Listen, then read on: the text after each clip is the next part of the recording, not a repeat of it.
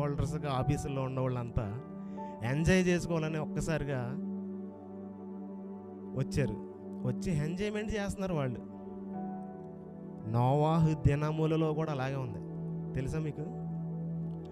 అందరూ కూడా ఇదిగోరా బాబు, సముద్రం మొత్తం వర్షం వచ్చేసి దేవుడు నాశనం చేసేస్తాడరా బాబు అని చెప్పాడు నోవాహు గారు. ఒక్కడు కూడా మాట వినలేదు. ఎంజాయ్మెంట్ చేశారు, చక్కగా తిన్నారు, తాగారు, ఎంజాయ్మెంట్ చక్కగా హ్యాపీగా చేశారు. కానీ ఏమైంది? చివరికి నాశనం అయిపోయారు మొత్తం. దేవుడు అప్పుడు ఆలోచించాడు, ఇదిగోరా మీకు శ్రమ వస్తుంది, మీరు చనిపోబోతున్నారు త్వరలో అని చెప్పాడు నోవాహు ద్వారాగా.